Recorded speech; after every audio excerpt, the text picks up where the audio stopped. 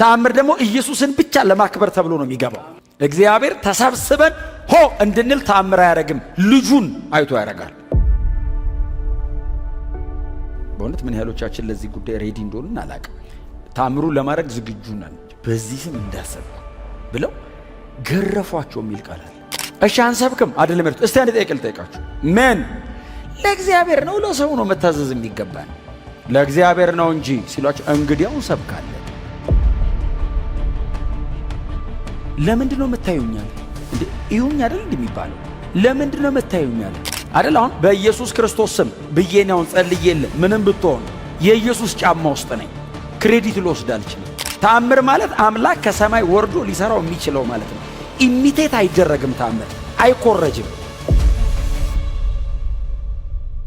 እንዳትሰብኩ ተብለን ተገረፍን ሲሏቸው የጸለዩት ምንድነው? በፍጹም ግልጥነት እንዲሰብኩ ወደሚገረፉበት ነው በጸሎት የመለሷቸው። እንዲህ በእጅ ተጠርቀው በእግር ብረት ተጠርቀው እያለ ተመስገን ለዚህ ክብር ያበቃሃን እንደ አባቶቻችን መከራ ለመቀበል እድል አገኘን ሲሉ እንዲህ አይነት ሰው አለ አዲስ ኪዳን ብሎ እግዚአብሔር አንተ አትሰበሰበውም። አሁን ወርሺፕ እኮ ከባድነቱ እሱ ነው። እየተመለከ እያለ ያልጸለይክበትም ነው የሚመለሰው። ትላንት አንተ ሲገርፈው ነበር እኮ ወንጌል እኮ ገራፊና ተገራፊውን እኩል እኮ ነው ጎን ለጎን ቁጭ አድርጎ ያዘምራል አንድ መዝሙር።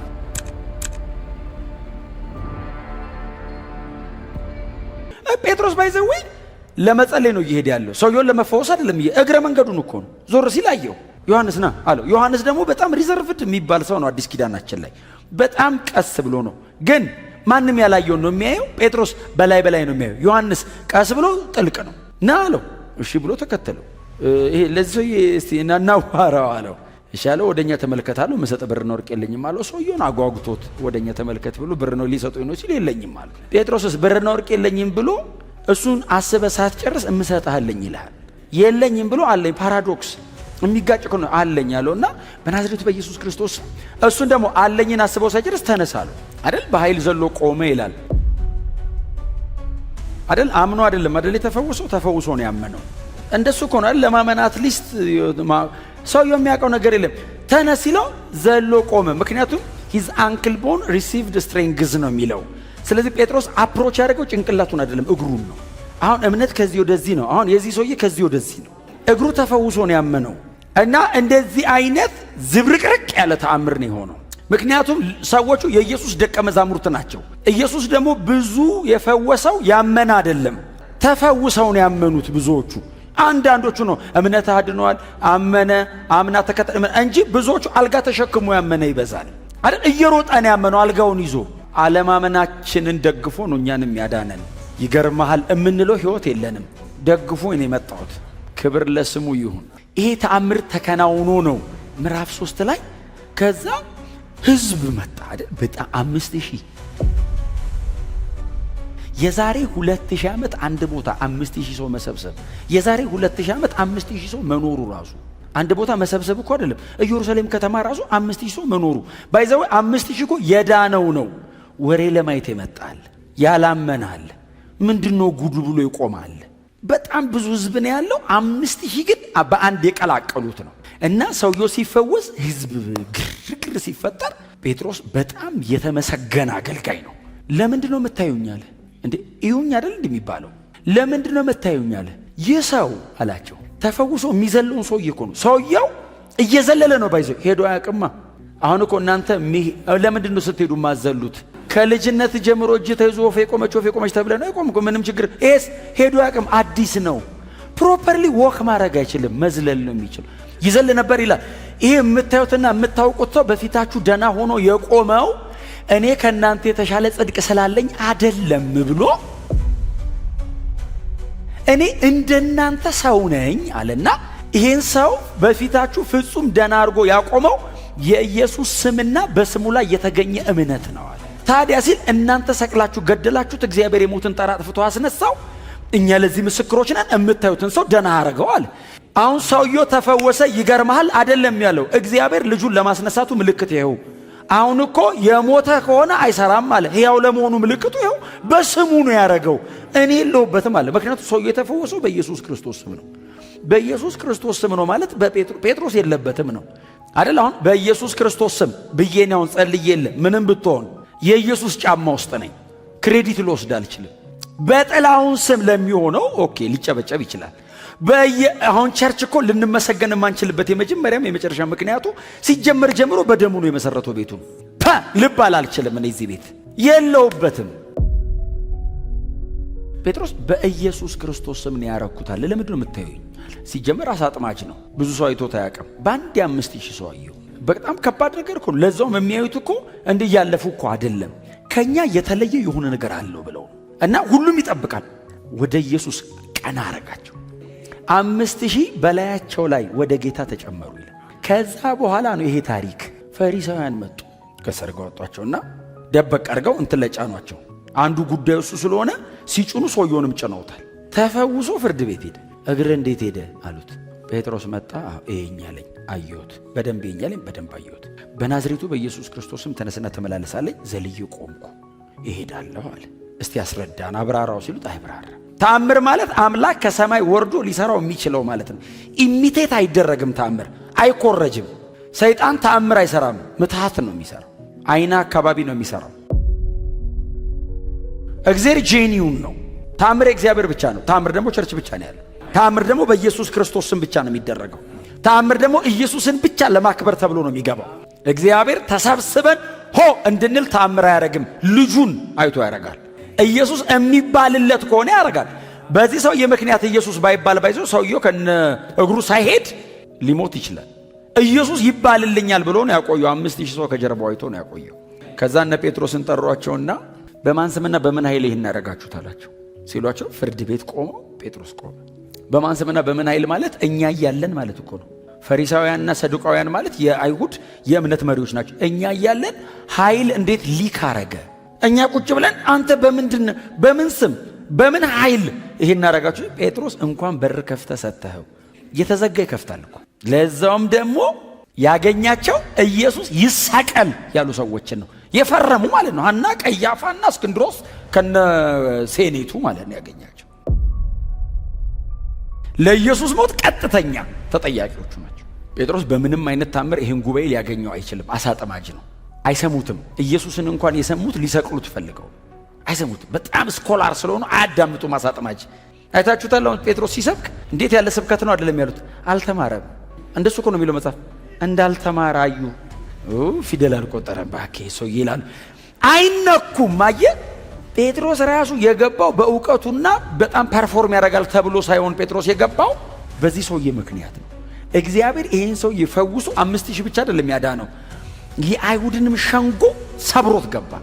አደቀቀው። ያንን እንትኑን ሃይራርኪውን ነው የሰበረው እግዚአብሔር። ሲስተም ነው ባይዘው እግዚአብሔር የነቀነቀው ሲስተም the whole system ነው። ከዛ እነ ጴጥሮስ ሰበኳቸው። በኋላ ላይ ያዟቸውና ድጋሚ በዚህ ስም እንዳሰብኩ ብለው ገረፏቸው የሚል ቃል አለ። በእውነት ምን ያህሎቻችን ለዚህ ጉዳይ ሬዲ እንደሆንን አላውቅም። ታምሩን ለማድረግ ዝግጁ ነን። ገረፏቸው ይላል።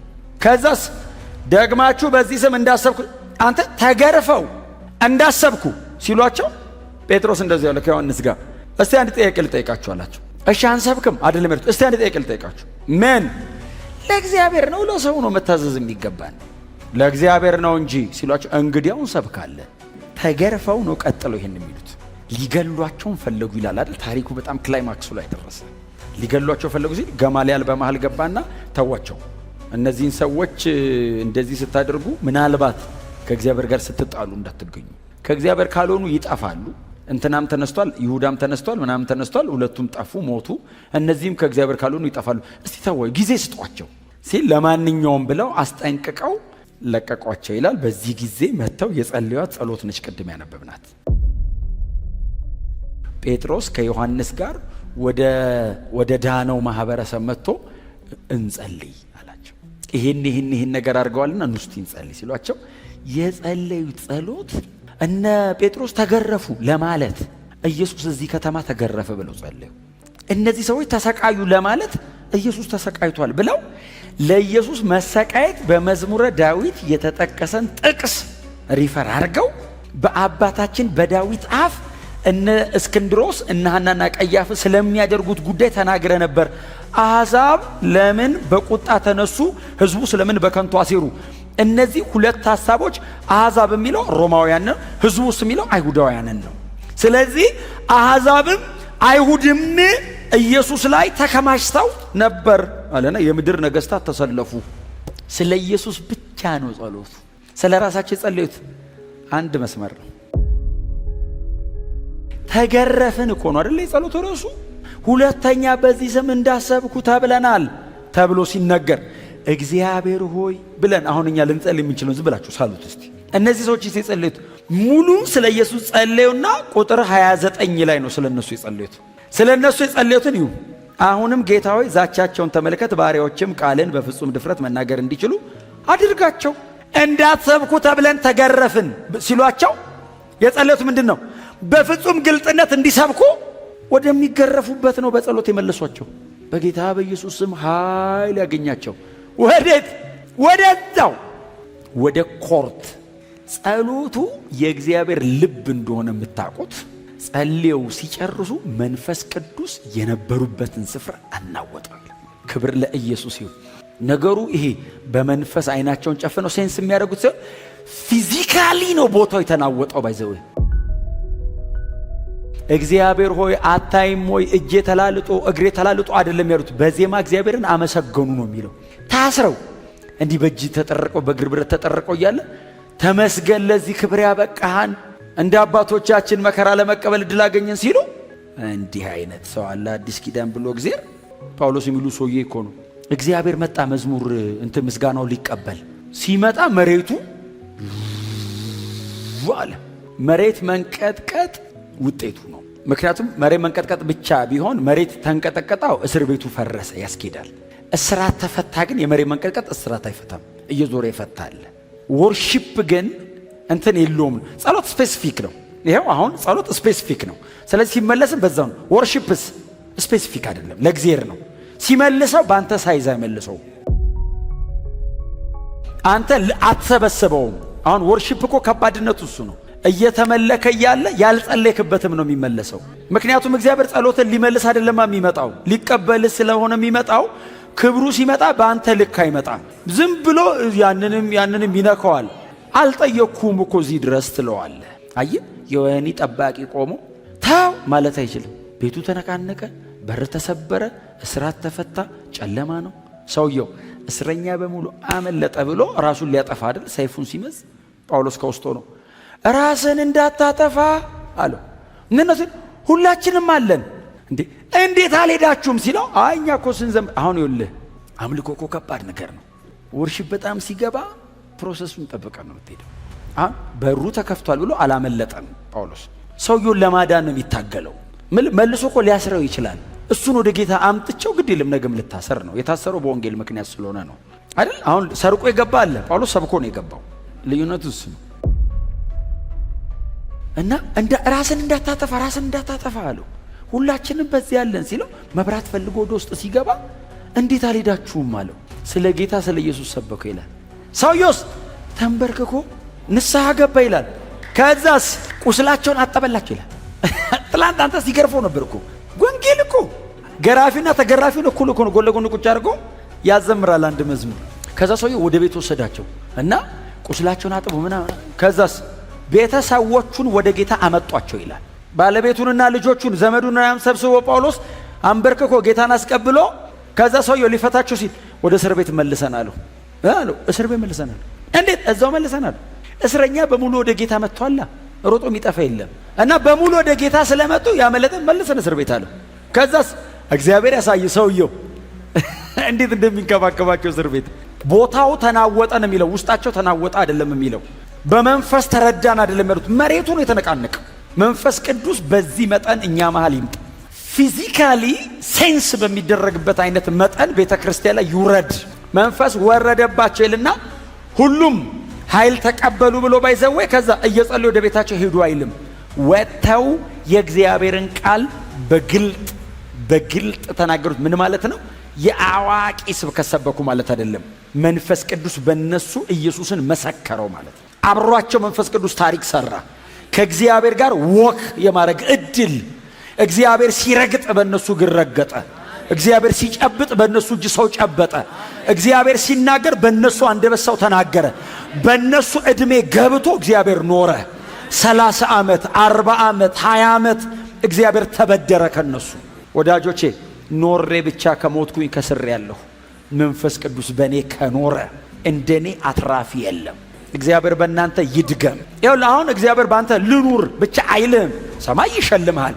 ባይሸልምህ እሱ በእኔ መኖሩ ሽልማት አይደለም እንዴ? ከዚህ የሚበልጥ ምን ክብር አለ ምድር ላይ? በእውነት ነው የምላችሁ። ክርስቲያን ከመሆን ኢየሱስን ከመምሰል እርሱን ለመምሰል ከመጠራት የሚበልጥ ክብር